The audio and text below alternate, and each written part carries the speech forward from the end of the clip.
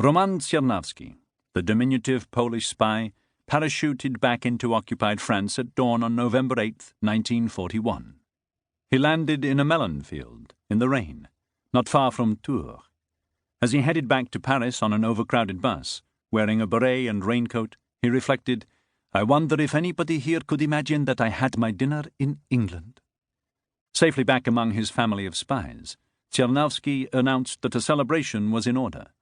The 16th of November would mark the first anniversary of the Inter-Allié network, and there was much to be proud of. Some 50 agents, each with 2 or 3 sub-agents, had so far produced no less than 97 reports, furnishing the British with a complete picture of the German order of battle.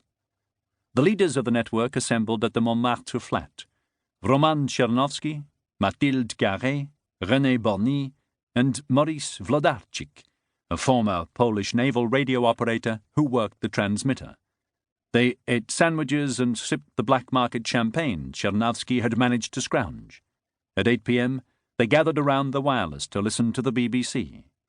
Each section head of the Inter-Allié had instructions to tune in. At 8:15, the BBC announcer played a snatch of patriotic French music and then intoned, "Many happy returns to our family in France on the occasion of their anniversary." They clinked glasses. Maurice sent a wireless message to London. "Against the Germans, always and in every way. Vive la liberté." The team drifted away. Czerniawski, a little tipsy, reflected that their underground work was taking its toll. Mathilde in particular was overworked and was obviously tired. As co-founder of the network, she seemed irked that Czerniawski had received a medal, the Virtuti Militari, while her work was barely acknowledged. The next night, Czerniawski and René Borny dined in their favorite restaurant. He asked the band to play Gloomy Sunday, also known as the Hungarian Suicide Song, a hit that year for Billie Holiday. "Why did you ask for that?" asked René. "It's so sad."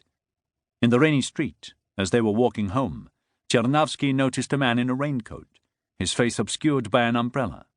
He tried to place the half-remembered face. "I must be tired," he thought. Czerniawski was in deep sleep when a gunshot went off and the Gestapo burst into his bedroom. René screamed. The light was switched on, and in front of me I saw the man in the Macintosh and beret with a revolver in his hand. Now he recognized him.